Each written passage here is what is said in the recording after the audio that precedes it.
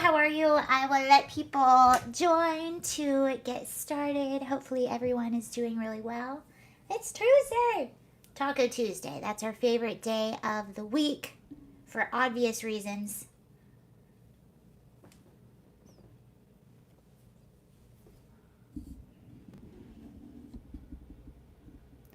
Hello, welcome. We're just waiting for others to join.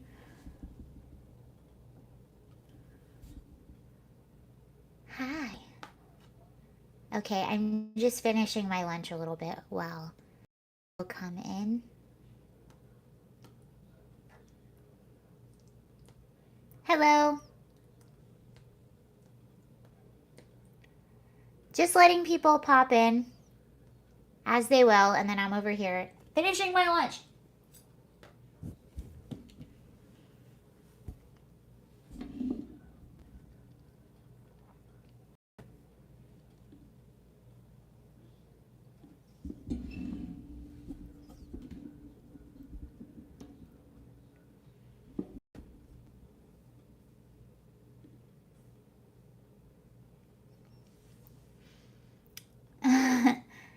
It is Taco Tuesday. I have a frog in my throat.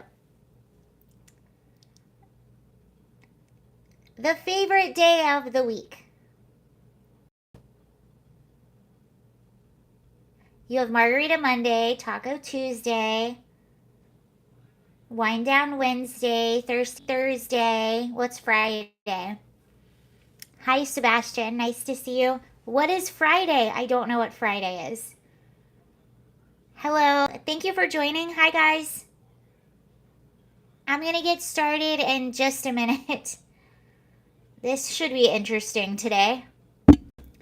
Hello. Thank you. TGIF, I guess. Us. There's something more fun to associate with.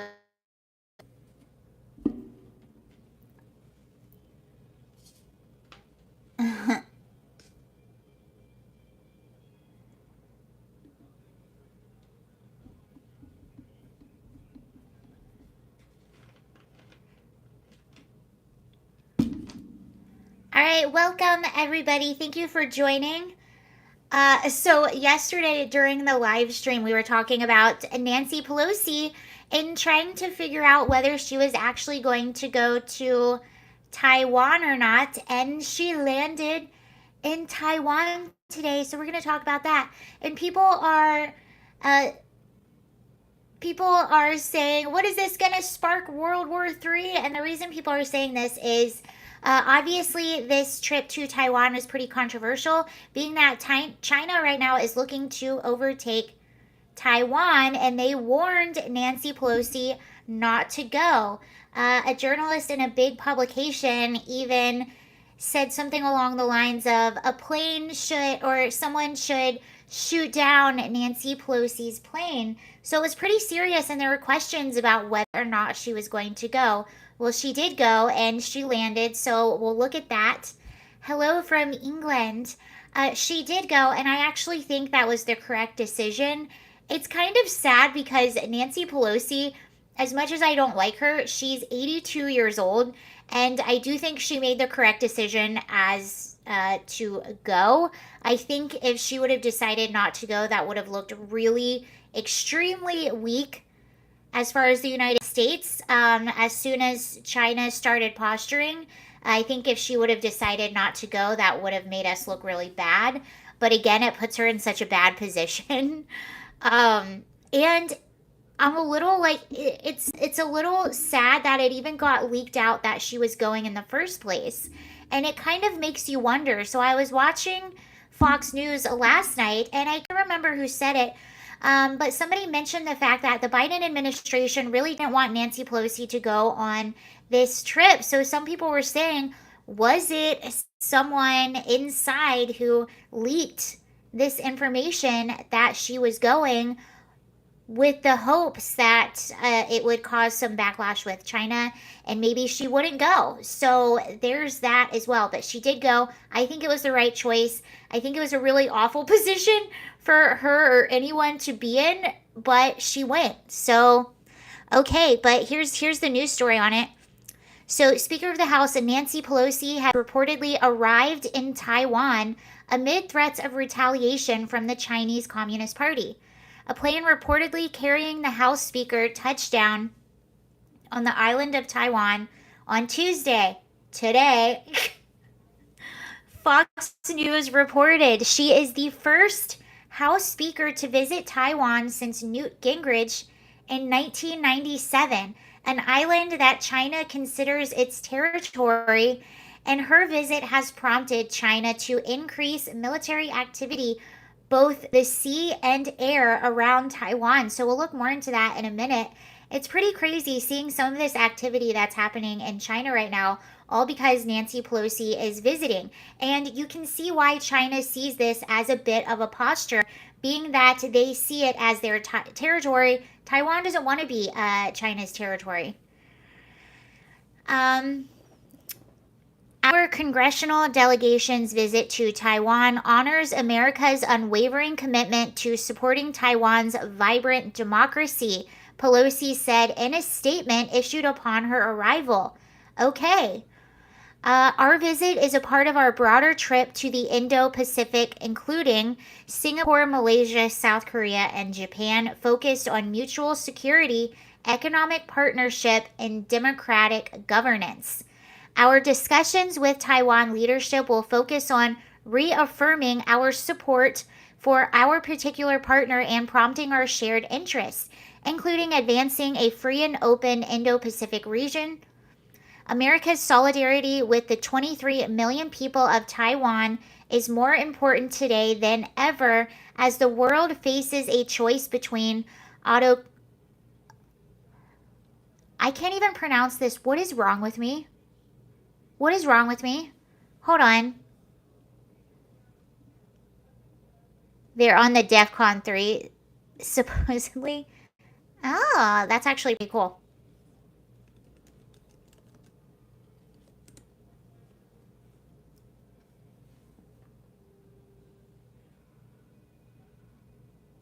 Oh, that's really cool. Okay, so DEFCON 3. Select forces are ready to deploy in 15 minutes. DEFCON 4. Above normal readiness with an increase in gathering of intel and strengthening of security measures. That's pretty cool. Yeah, it seems like I think that was actually a really strong move. Landing in Taiwan, making those statements. Hold on, there's just one word that I'm having issues with today.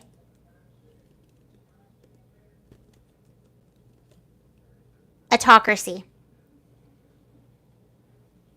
A system of government by one person with absolute power. Okay. Excuse me on that.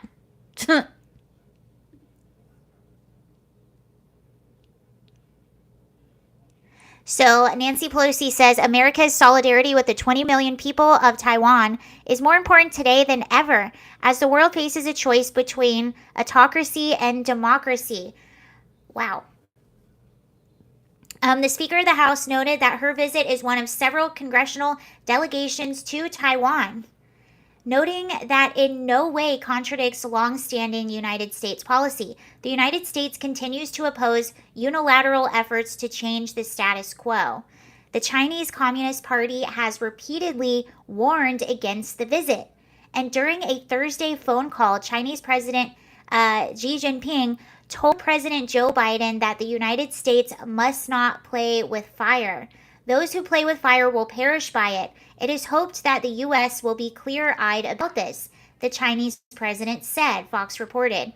Chinese Foreign Ministry spokesman Zhao Lijian also warned in mid-July that any visit would seriously undermine China's sovereignty and territorial integrity, adding if the U.S. side clings to this course, China will definitely take resolute and forceful measures to firmly defend its national sovereignty and territorial integrity. The United States must be fully responsible for all of the consequences caused by this. So now you can see why people are saying that Nancy is starting World War III.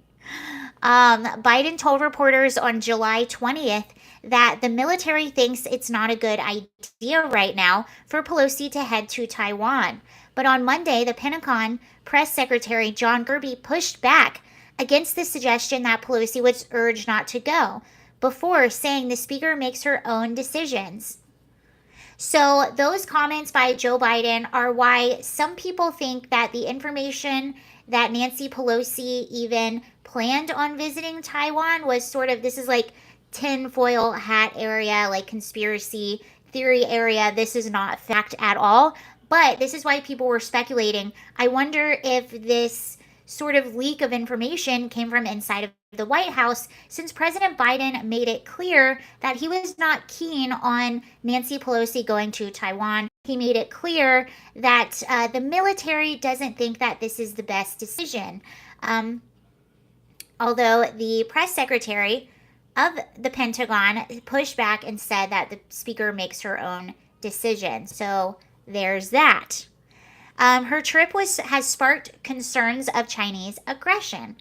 Reuters reported Tuesday morning that Taiwan is reportedly preparing air raid shelters where people can seek refuge should China begin launching missiles.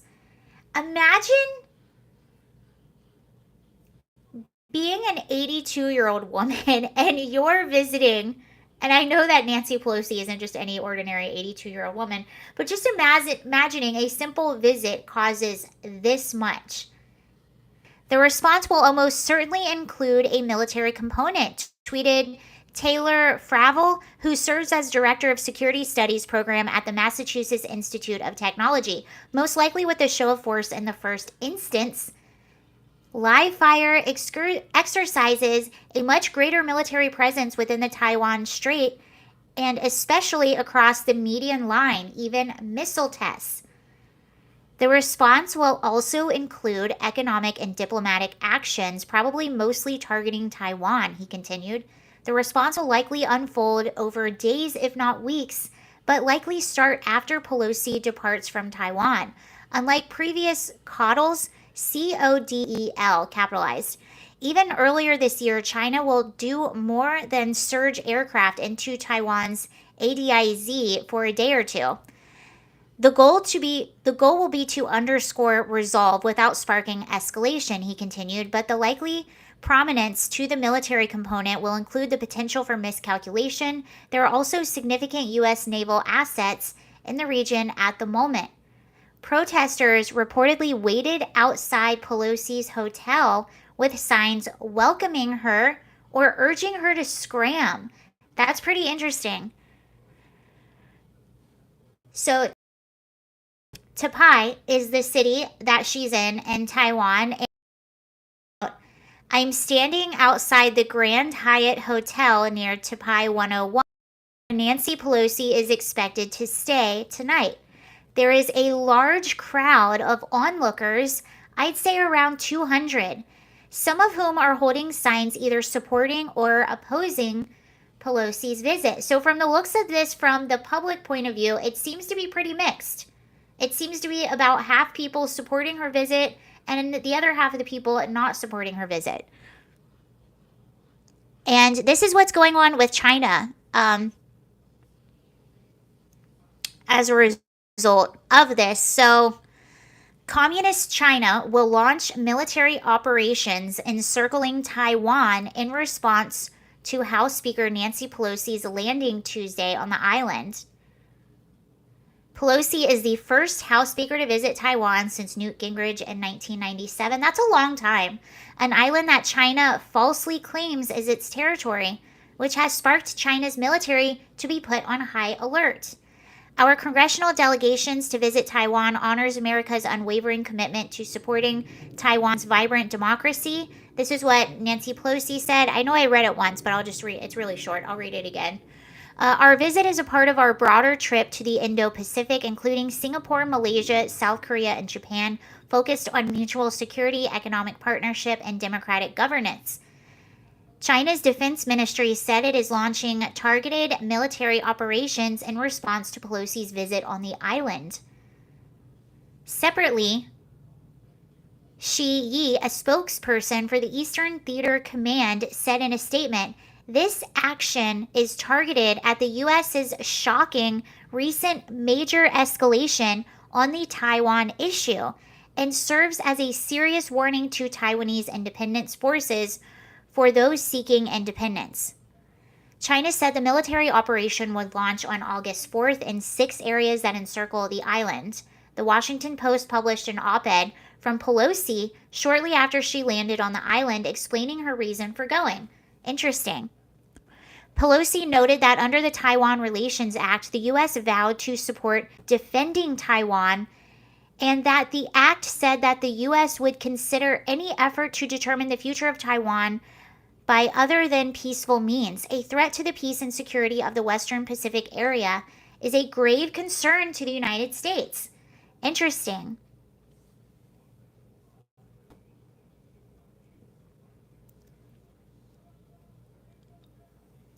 So this is what Pelosi wrote in her op-ed, explaining why she went to Taiwan. And she says, "Today, America must remember that vow. We must stand by Taiwan, which is an island of resilience. In recent years, Beijing has dramatically intensified tensions with Taiwan. The People's Republic of China has ramped up patrols of bombers, fighter jets, and surveillance aircraft near and even over Taiwan's air defense zone, leading the U.S. Defense Department to conclude that China's army is likely preparing for a contingency to unify Taiwan with the PRC by force. The PRC has also taken the fight into cyberspace, launching scores of attacks on Taiwan government agencies each day. At the same time, Beijing is squeezing Taiwan economically, pressuring global corporations to cut ties with the island, intimidating countries that cooperate with Taiwan, and clamping down on tourism from the PRC," Pelosi added. "In the face of the Chinese Communist Party accelerating aggression, our congressional delegation's visit should be seen as an unequivocal statement that America stands with Taiwan, our democratic partner, as it defends itself and its freedom."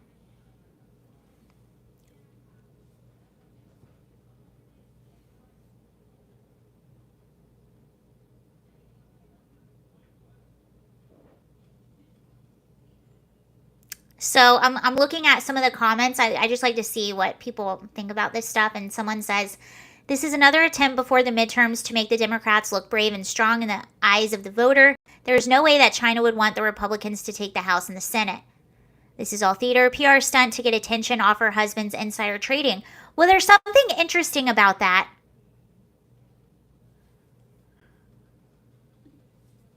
Hold on.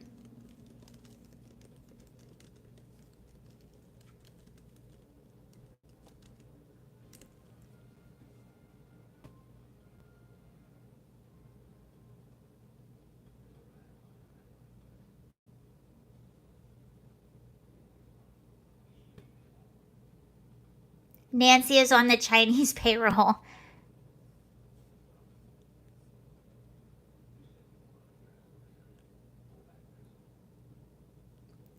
Well, it's interesting because her husband just spent a lot of money on chip stocks. He invested a lot in chip stocks, and this is coming up too.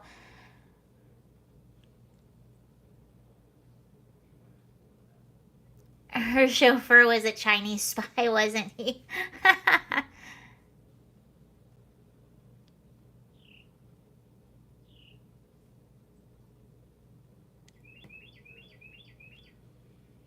See, this is interesting to me.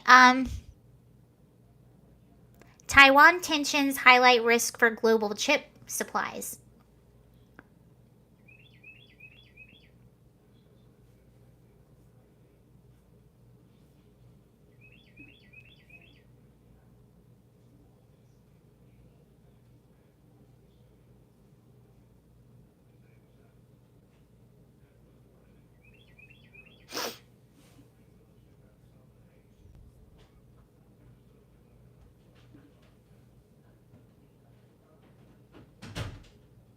Yes, you did hear birds. Whenever I do a live, I'm right next to a window, so you do hear birds.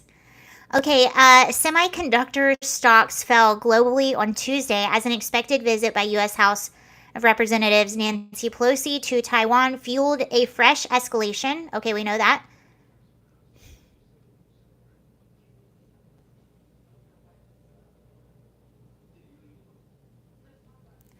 Okay, so this is where it gets a little interesting. Taiwan is home to the world's biggest contract manufacturer of semiconductors.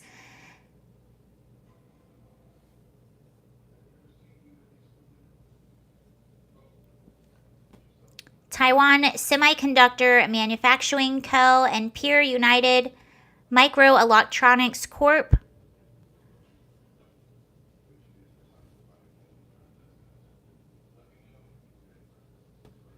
Chip stocks are really exposed to Asia. Some of them, especially chip equipment companies, have 70% of their sales in that region, so it's a big deal for them.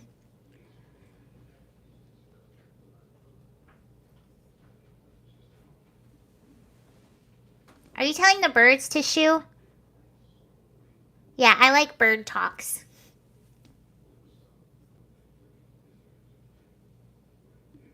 So it's interesting. What Nancy Pelosi said sounds really good, and I, on the surface, I agree with everything that she put in her op-ed. But you always have to be suspicious. Like, what else is going on? What other motives do you have to be going to Taiwan? That's where my mind always is. Whenever I hear them saying something that I somewhat agree with or that I do agree with, I'm like, all right, what's going on here, guys? But I do on the surface level, I still, she says that's why she's going, but this is Nancy Pelosi again. You have to almost take that with a grain of salt, like take it in, but also know that it is Nancy Pelosi, and there could be other motives as well. When are there not other motives when it comes to politics? Could it be a distraction for the midterms? Could it be wanting to look like a hero? I have no idea, but I do think it's a good decision that she went. I think it would have made us look even weaker if she didn't go. I mean, look at our Afghanistan withdrawal, our southern border. We look pretty weak on the world stage. So I do think that she had to go at this point after it was leaked that she was possibly going to be going. Or was it leaked? I don't know. That is the question. How did we find that out? I feel like we shouldn't know things like that for safety reasons, but I don't know.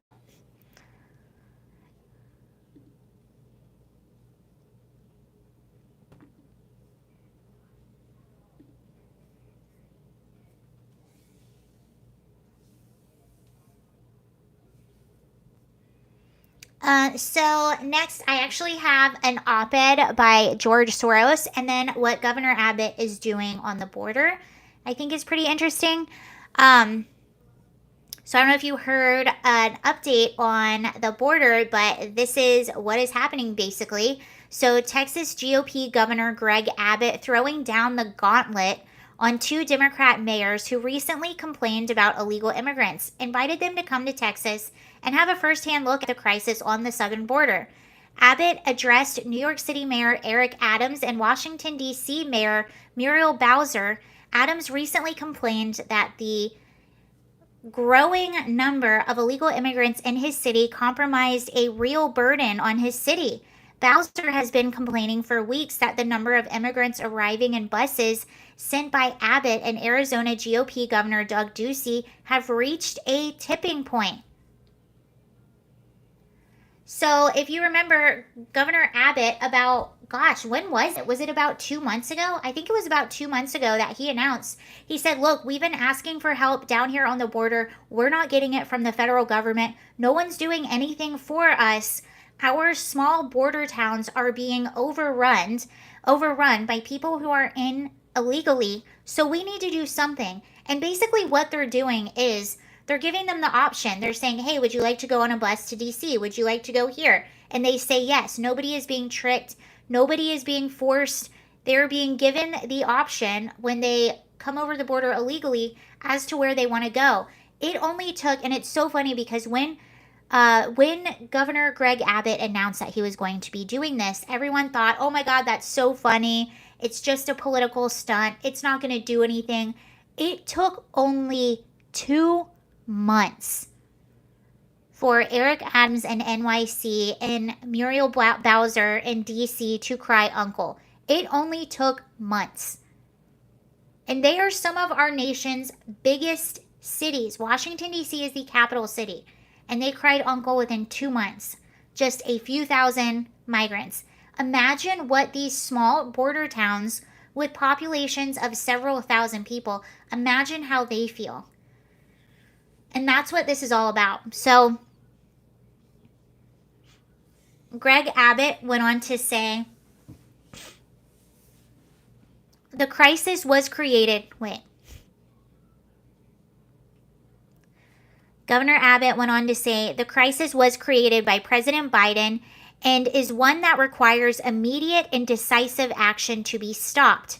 Abbott charged in a letter to Adams and Bowser. As governor of a southern border state, I have watched illegal crossings hit record highs over and over and over again since President Biden took office. Unfortunately, President Biden and his border czar, Vice President Harris, have refused to see the crisis for themselves, remaining willfully ignorant of the crisis that they have created. Abbott continued. In fact, U.S. Department of Homeland Security Secretary Mayorkas recently testified that the border is safe and secure. It is neither safe nor secure, as you can both attest to.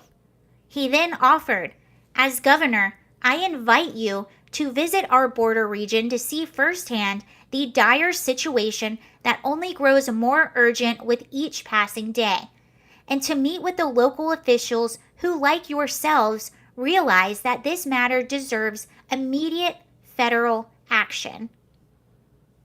We agree that this crisis demands immediate federal action to prevent the flood of deadly fentanyl, now the leading cause of death for Americans aged 18 to 45, the unimaginable horrors caused by human smuggling and trafficking, the known terrorists from entering our country, the countless other crimes that have been committed by the hundreds of thousands of gotaways that the Biden administration has let slip through. Abbott declared in his letter to the mayors, concluding, I look forward to welcoming you to the Texas-Mexico border so that you can see this crisis for yourself. Adams said, so this is Eric Adams now, the mayor of New York City. He said that the public services in New York City were becoming overburdened. He goes on to say, this is now Eric Adams, the mayor of New York City. This is a real burden on New Yorkers as we're trying to do the right thing. We already have an overburdened shelter system. Now we're talking about food, clothing, schools. This is going to impact our schools because we do not turn away any individuals because they are undocumented. He stated of the soaring number of illegal immigrants in his city. On June 22nd, Abbott fired back at Adams after Adams had intimated that Abbott and Ducey were cowards. Ooh! Okay, now it's getting spicy. Let me read that again. On June 22nd, Abbott fired back at Adams after Adams had intimated, I never used that word in that context, intimated, that Abbott and Ducey were cowards for sending buses full of illegal immigrants to Washington, D.C. Our country is home of the free, land of the brave, Adams said. Ooh, I'm already getting mad. So Adams said, our country is home of the free, land of the brave. We do not become cowards and send people away who are looking for help. What a hypocrite. What a hypocrite.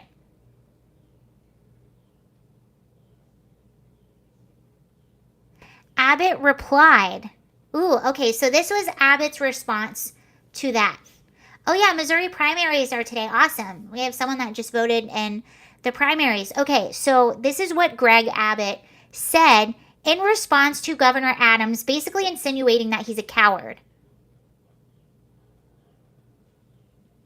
Mayor Adams should address his frustration with migrants to the root cause, Joe Biden. I launched our border busing mission in April to help our local communities. Biden has flown plane loads of migrants to New York. The problem is not Texas, it's Biden's refusal to secure our borders.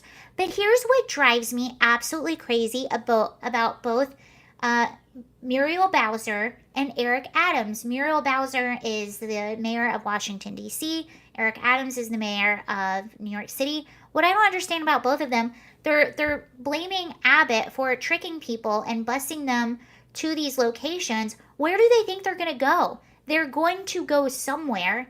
When they enter the country, they are going to go somewhere. How is this place better than this place?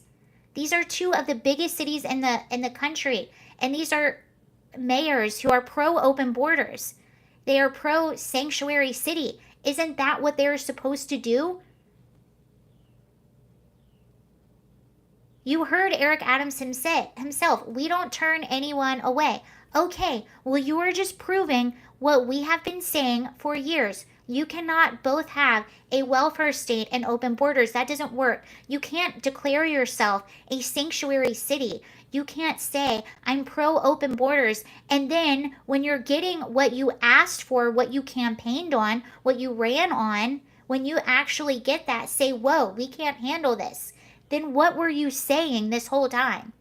I think what Greg Abbott did, although I don't agree with everything, and at first I thought this was a political stunt, I didn't think it was going to go very far. I think what he did was genius.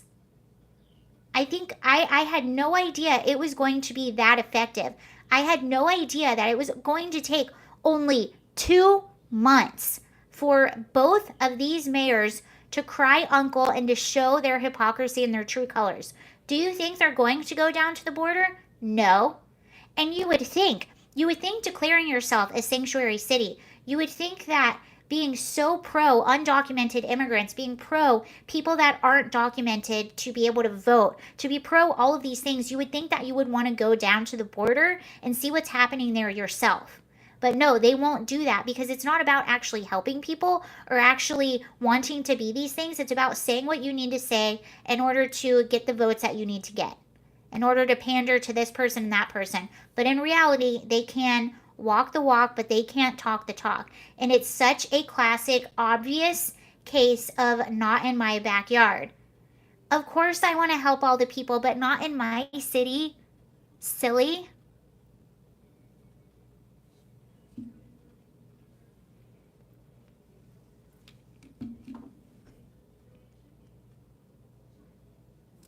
And all of this was caused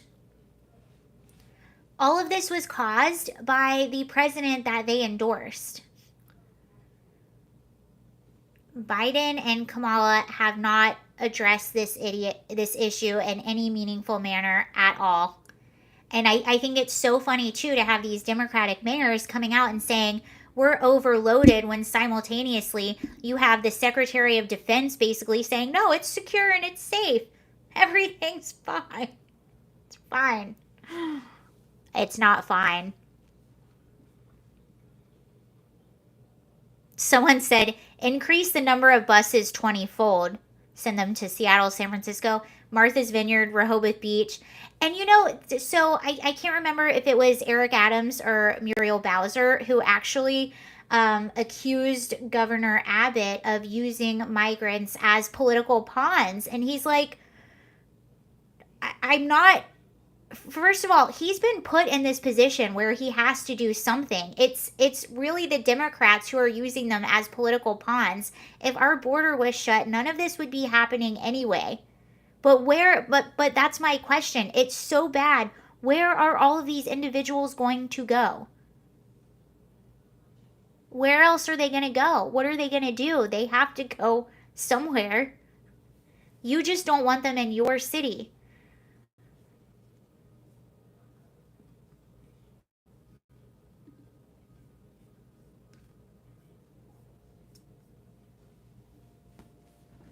Anyway, we'll see what happens with that. I have a feeling they're maybe not going to be taking him up on that offer to go visit the southern border. I would love it if they did. I think that would be awesome.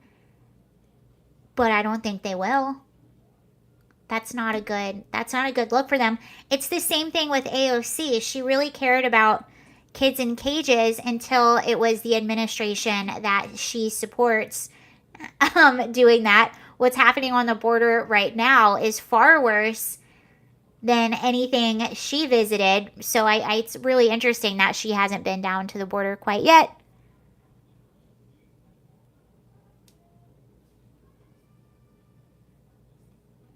Anyway, send them to Jersey. It's already a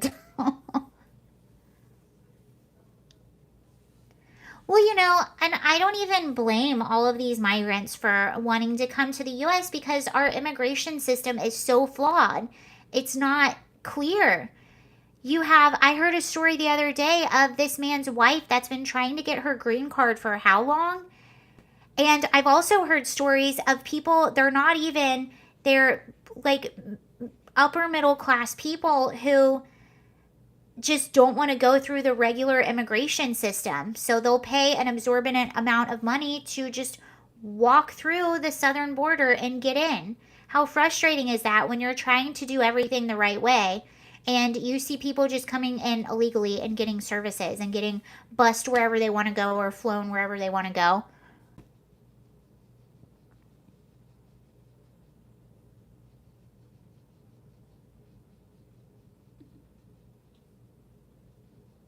Especially in times like this. Okay. But Biden spokesperson John Kirby confirms Al Qaeda is actively using Afghanistan as a safe haven to plot and plan attacks against American interests and the American homeland. What better time to do that than now? Which is really, really sad. I don't want anything to happen, but we have had known terrorists that have come in the southern border, that have walked through the southern border. We know this since Biden took office. So why wouldn't people? This is a huge national security issue. The fact that our border is completely open. It might not be completely open, but it's pretty darn open. I mean, some people are getting apprehended, yes. Some people are being deported, yes. But it's pretty darn open.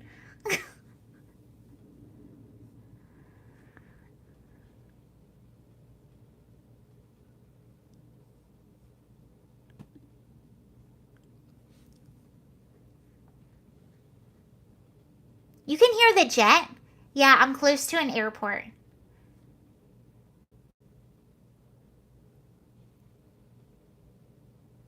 Here you go. CBP agents, so Border Patrol agents in Arizona, the Nogales port of entry made 4 major fentanyl busts within a 1-week span.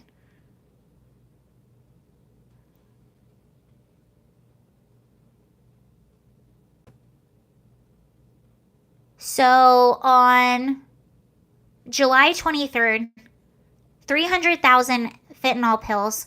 Also on July 23rd, 150,000 fentanyl pills. On July 28th, 28,000 fentanyl pills. On July 30th, 200,000 fentanyl pills, all hidden in different ways by smugglers. So these are pills that they found on smugglers coming over the border illegally, which, by the way, fentanyl, I believe, is our leading cause of death in the U.S. right now.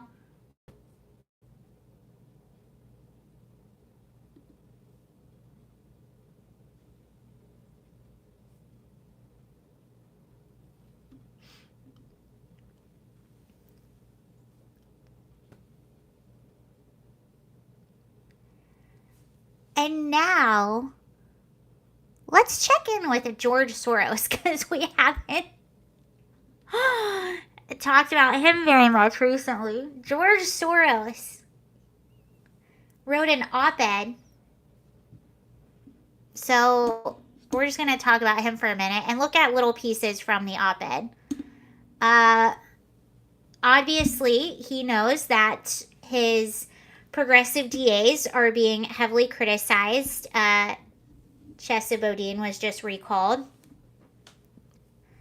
So it says, seeing the backlash across the United States against woke city district attorneys, including the ouster of ultra-left San Francisco DA Chesa Boudin in July, billionaire George Soros, indifferent to Americans' concerns, vowed to continue supporting them with his vast fortune. The Capital Research Center reported in January that since 2016, their researchers tracked over $29 million in funding from Soros through a personal network of political action committees, PACs, formed specifically to back left-wing candidates. I have supported the election and more recently the re-election of prosecutors who support reform. I have done it transparently and I have no intention of stopping, Soros acknowledged in his opinion piece in the Wall Street Journal. Soros wrote, "Our system is rife with injustices that make us all less safe. The idea that we need to choose between justice and safety is false. Some politicians and pundits have tried to blame recent spikes in crime on the policies of minded prosecutors. The research I've seen says otherwise." They always say this. This really bothers me. If you pay attention to what a lot of these progressive DAs are or people that support them, just like with how Soros just worded that, what they'll say is that research shows otherwise, or they'll say my stuff is backed by data and science and research, but they'll never tell you exactly what that research is. Always, if you ever listen to someone speak and they're saying that, or if you're ever having a conversation with someone and they're saying that, immediately follow up with, well, what is the research? Can you show me the research? Can you tell me about the research that you're citing? And see what they say. But to the contrary, here are some statistics compiled by the New York Post of some of the most famous leftist DAs, all Democrats, and the rise in crime in their jurisdictions. Recently deposed Chesa Boudin of San Francisco, violent crimes up 4% year-to-date, property crimes up 8.2%, total crime rate up 7.8%, Alvin Bragg, Manhattan, major crime up 43%. George Gascon, Los Angeles, violent crimes up almost 8%, property crimes 13% year-to-date, total crime up 12%. Kim Fox, Chicago, major crime rate up 34%. Larry Krasner, Philadelphia, violent crimes up 6%, property crimes up 27%, total crime up 22%. Sometimes that doesn't seem like a lot, but when you think that's just a year, that's a lot. Kevin Hayden, Boston, violent crimes up 4.4% year-to-date, property crimes up 4.8% year-to-date, total crime up 4.7%. The denial of how leftist policies have led to a rise in crime is not restricted to Soros. When Gascon, who faces a potential recall and received nearly $3 million in campaign funds from Soros, was asked by news anchors, to critics calling him a soft-on-crime DA while his city has been blitzed by an 8.6% rise in violent crime over the past year, he answered that he believed Los Angeles was safer under his tenure, claiming, "Yeah, in some areas it is. I know how to keep communities safe." Do you believe him? Do you believe that? Okay, Jan. Do you believe that George Gascon knows how to keep communities safe? I mean, he might know how, but I don't think he's practicing that knowledge. Let's see what people say. He is deliberately trying to destabilize the nation. So that's how a lot of people feel about George Soros, is that he is deliberately trying to destabilize the nation. And it's hard not to believe that when you see an op-ed by him, but he's not telling you exactly why. They just give you very broad terms. They all kind of repeat the same terminology. It's, we care about safety, criminal justice reform, reimagining, fear-mongering. They all use the same type of language, yet they never actually give you very specific ways in which they have improved things.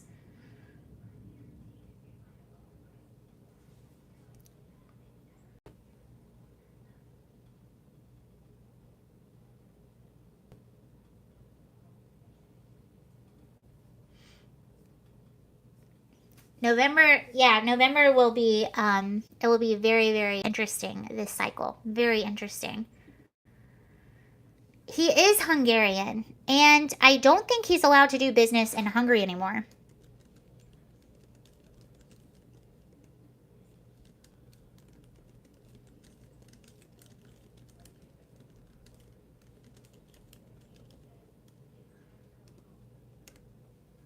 Hungary banned Soros. Yeah, I think they did.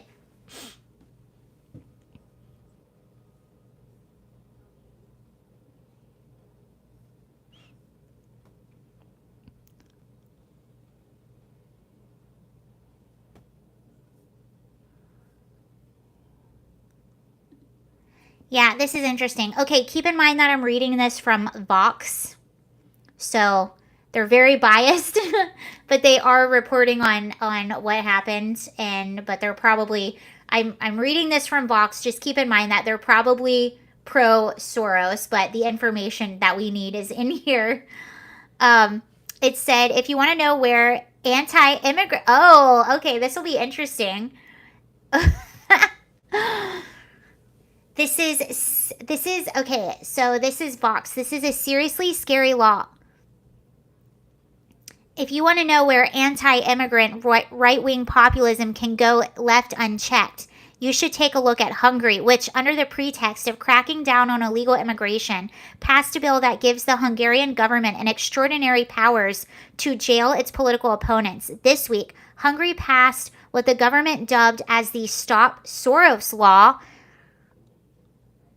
named after Hungarian-American billionaire George Soros. The new law, drafted by Prime Minister Viktor Orban, creates a new category of crime called promoting and supporting illegal migration, essentially banning individuals and organizations from providing any kind of assistance to undocumented immigrants. This is so broadly worded that, in theory, the government could arrest someone who provides food to an undocumented migrant on the street or attends a political rally in favor of their rights.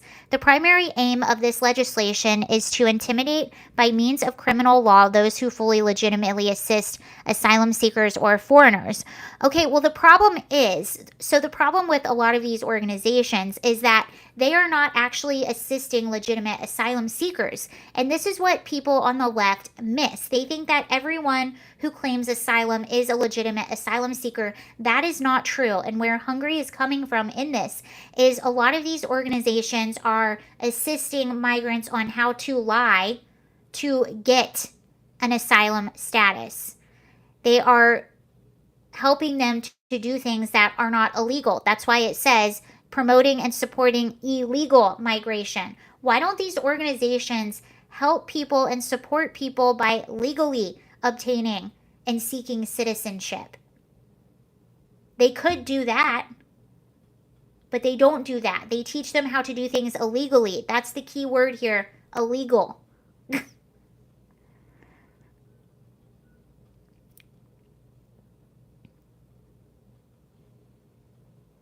Hungary's government framed the bill as a check on the influence of Soros, a Jewish Holocaust survivor who funds pro-democracy activism around the world. Orban has fingered Soros, who is also a favorite villain of the American right, as the source of international plot to destroy Hungary through migration. He often launches attacks on the billionaire in strikingly anti-Semitic terms. We're fighting an enemy that is different from us, not open but hiding, not straightforward but crafty, not honest but base, not national but international, does not believe in working but speculates with money, does not have its own homeland but feels it owns the world, Orban said in a characteristic anti-Soros tirade in March. That didn't sound anti-Semitic to me.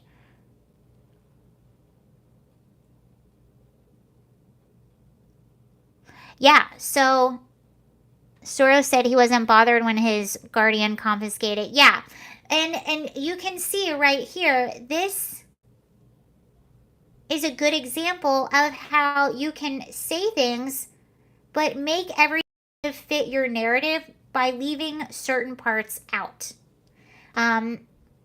There's actually a really interesting interview with Tucker Carlson and Viktor Orban. He's a really interesting guy. One of my really good friends is Hungarian, and she loves her country. She is just the most incredible person. And this is what they do. If you are pro protecting your sovereignty as a nation, like it's okay for Ukraine to protect their sovereignty, it's okay for other countries to want to have sovereignty and protect their sovereignty.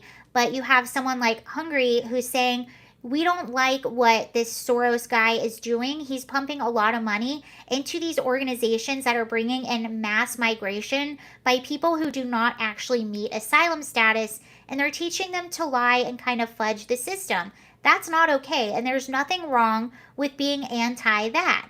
There's nothing wrong with wanting sovereignty, and there's nothing wrong with wanting people to migrate the proper way to your country, to know who they are, where they come from, and to keep the fabric of your country alive.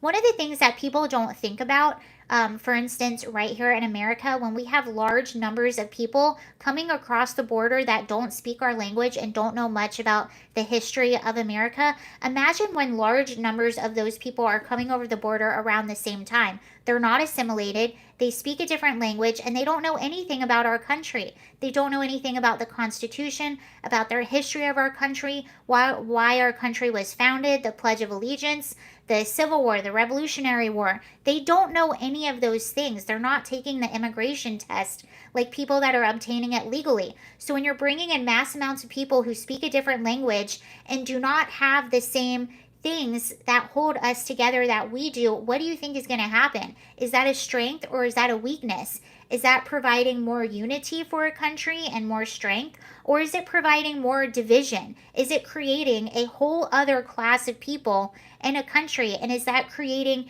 animosity towards these two separate classes of people? You have one class of people who don't speak the language, they're not assimilating, and they work low level jobs. And you have another class of people maybe living right next to them that speak a different language, have different types of jobs, have different customs and traditions. And how do you think that's going to go? Look at Sweden.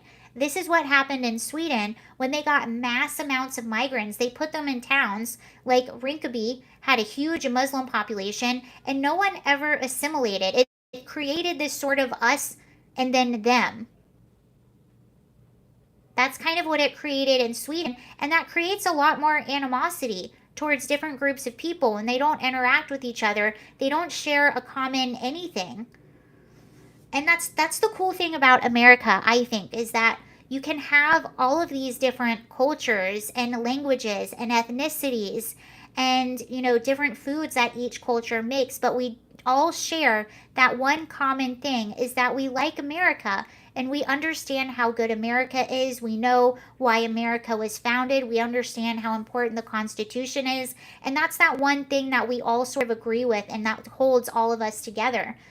When you're importing people illegally in numbers like the way we're doing it right now, that's not helping us at all. That's making an us and them society. And you have to think at some point, they have to know that this is going to happen. And it's sad too because I don't see like what's already happened. I don't see how our country is not permanently a little bit different, is going to be a little bit different.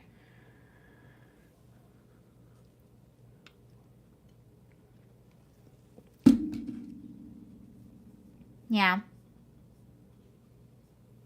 And also when people are required to do immigration the correct way, to go through those steps, I think it creates kind of a respect for that country because you did all of these things, you earned that citizenship, and now you have a level of respect for this country you're entering. These people broke the law automatically. They didn't have to do anything. They're entitled. They get whatever they want. And how do they have any sort of respect for the country they just entered when they were able to break the law to get in? They were able to be flown across the country to this area. They get services. I mean, it goes on and on. It goes on and on and on and on. So, anywho. Damn it, Nancy. We said go to Taiwan, not Taiwan on. That was pretty good. Okay, you guys, that's everything I had for you today. Thank you for watching and joining. Quite honestly, it's like an invasion of another country. Yeah, it's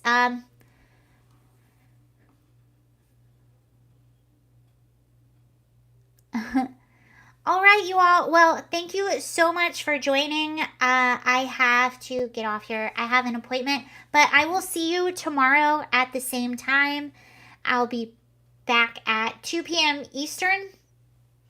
So thank you again for everything. I hope everyone has a wonderful Tuesday. Go eat a taco, and I'll see you later. Bye.